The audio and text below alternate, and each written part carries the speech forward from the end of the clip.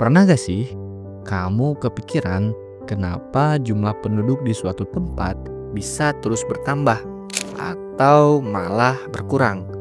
Apa sih yang sebenarnya mempengaruhi hal itu? Nah, video kali ini kita akan ngobrolin suatu yang penting banget buat kehidupan kita sehari-hari, yaitu tentang dinamika kependudukan. Dinamika penduduk itu kayak cerita hidup manusia dalam skala besar, penuh gerakan dan penuh perubahan. Jadi, bayangin, ada 3 hal utama: kelahiran, kematian, dan migrasi. Semua ini saling berhubungan dan bikin populasi di suatu daerah naik dan turun. Misalnya, kalau angka kelahiran tinggi, populasi bisa bertambah. Tapi kalau angka kematian juga tinggi, bisa jadi seimbang atau malah menurun. Nah, migrasi itu serunya ada yang pindah keluar, yang dinamakan emigrasi, dan ada yang datang, yang dinamakan imigrasi, yang bikin wajah populasi di suatu daerah terus berubah-ubah.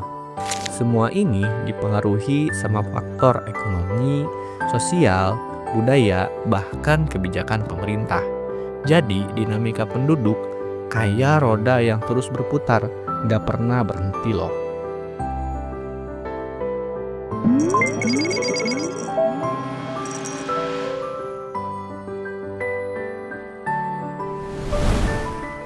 Nah guys, berikut ini adalah peta konsep yang akan kita bahas dalam pertemuan hari ini. Tentu saja materi ini berfokus kepada dinamika penduduk. Di awal, kita akan membahas pengertian penduduk. Dilanjutkan, pertumbuhan penduduk yang dipengaruhi kelahiran, kematian, dan migrasi yang tadi sempat kita bahas. Dan terakhir, membahas dinamika penduduk Indonesia. Nah, yang pertama, mari kita bahas pengertian dari penduduk. Penduduk itu simpelnya kumpulan orang yang tinggal di suatu tempat, kayak kota, daerah, atau negara, dalam waktu tertentu tentunya. Mereka itu yang bikin tempat itu hidup. Ada yang kerja, sekolah, bercocok tanam, sampai bikin startup. Penduduk nggak cuma angka di statistik, tapi mereka juga membentuk budaya, ekonomi, dan dinamika sosial di suatu wilayah. Jadi, dapat kita simpulkan penduduk itu ibarat nyawa dari suatu tempat. Karena penduduk itu mempunyai aktivitas dan suatu saat ada yang lahir dan meninggal, jadi timbullah istilah dinamika penduduk di suatu daerah. Lalu apa itu dinamika penduduk? Jadi, dinamika penduduk itu adalah perubahan jumlah, komposisi, dan distribusi penduduk di suatu wilayah dalam kurun waktu tertentu. Perubahan ini dipengaruhi oleh 3 faktor utama yang tadi sempat kita bahas, yaitu kelahiran, kematian, dan migrasi. Yang pertama, kelahiran. Ini terjadi saat ada bayi baru lahir di suatu wilayah. Jadi tambah deh jumlah penduduk di sana. Nah, yang kedua, kematian. Nah, ini sebaliknya ya. Kalau ada yang meninggal, otomatis jumlah penduduk akan berkurang. Dan yang terakhir itu migrasi. Ini adalah perpindahan penduduk dari suatu wilayah ke wilayah lain buat menetap sementara atau selamanya. Sekarang, yuk kita lihat pertumbuhan penduduk Indonesia. Pada tahun 1961, jumlah penduduk kita sekitar 97 juta jiwa. Lalu, angka ini terus naik hingga di tahun 2020. Penduduk Indonesia mencapai 270,2 juta jiwa. Tapi lihat deh, ada tren menarik. Persentase pertumbuhan justru turun dari 2,31% di tahun 1971 yang masuk kategori penduduk tinggi jadi 1,25% di tahun 2020, termasuk kategori pertumbuhan penduduk sedang. Ini artinya meskipun total penduduk bertambah, pertumbuhan makin terkendali berubah dari tinggi ke sedang. Bisa jadi ini dampak dari program pemerintah, kesadaran masyarakat, atau faktor ekonomi dan sosial. Berikut ini adalah kategori pertumbuhan penduduk untuk wilayah atau negara, dapat digolongkan pada 3 kategori tersebut. Pertama, ada kategori pertumbuhan penduduk rendah. Kalau pertumbuhannya kurang dari 1% per tahun, biasanya ini terjadi di negara maju. Kenapa yo? Karena angka kelahiran dan kematian sama-sama rendah. Faktor seperti pendidikan tinggi, layanan kesehatan yang oke banget, dan program keluarga berencana yang sukses bikin pertumbuhan penduduk stabil. Lanjut yang kedua, yaitu pertumbuhan penduduk sedang, di mana angkanya ada di kisaran 1-2% per tahun. Ini sering ditemukan di negara berkembang. Di sana angka kelahiran masih moderat, tapi angka kematian mulai menurun pelan-pelan. Nah, perubahan sosial dan ekonomi mulai terasa pengaruhnya terhadap pola kelahiran di kategori ini.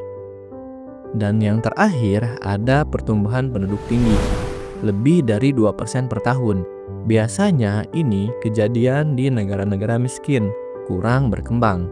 Angka kelahirannya tinggi banget, sedangkan angka kematian udah mulai turun karena akses kesehatan yang lebih baik. Tapi sayangnya akses pendidikan dan program keluarga berencana masih terbatas. Jadi kalau mau tahu gimana pertumbuhan penduduk di suatu negara, tinggal cek aja kategori mana yang cocok. Simple kan? Oh iya, data ini diambil dari United Nations Population Division. Jadi udah terpercaya banget kan?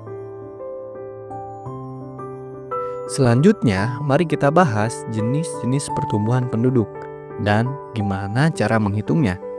Ada 3 nih jenis pertumbuhan penduduk yang wajib kalian ketahui. Yang pertama, pertumbuhan penduduk alami.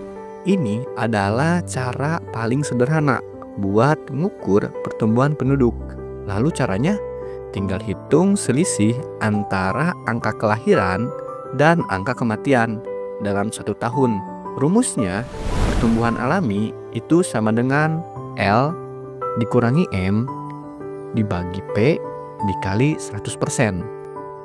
Yang kedua, pertumbuhan penduduk non-alami. Ini terjadi karena perpindahan penduduk alias migrasi.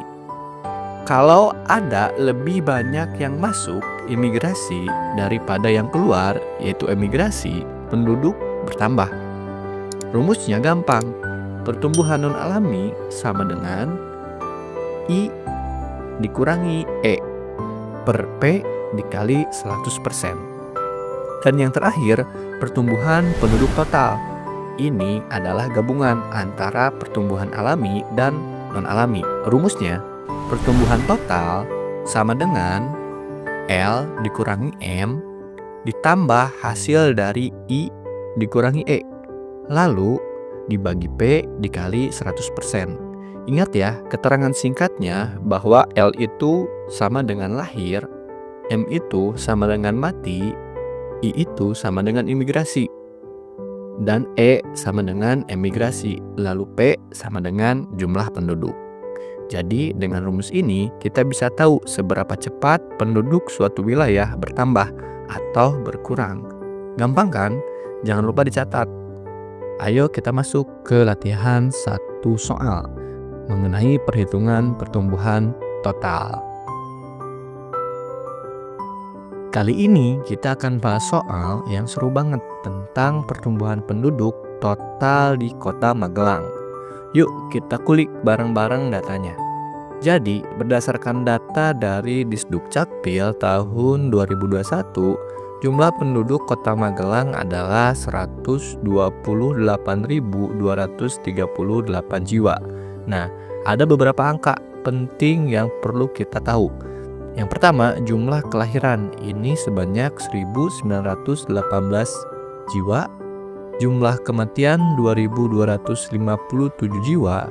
Penduduk yang datang alias imigrasi 2.487 jiwa, dan penduduk yang keluar alias emigrasi adalah 2.272 jiwa.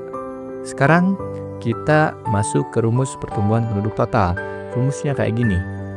Penduduk total sama dengan L dikurangi M plus I dikurangi E per P dikali 100%. Kalau kita masukkan angkanya, penduduk total sama dengan 1918 dikurangi 2257 plus 2487 dikurangi 2272 per 128.328 dikali 100%. Hasilnya dari selisih lahir dan meninggal itu adalah minus 339 jiwa. Dari selisih imigrasi dan emigrasi adalah 215 jiwa. Jadi totalnya ketika ditambah menjadi minus 124 jiwa. Dibagi dengan jumlah penduduk dikali 100%. Hasilnya akhirnya adalah minus 0,09. Yang artinya pertumbuhan penduduk kota Magelang tergolong rendah, bahkan negatif.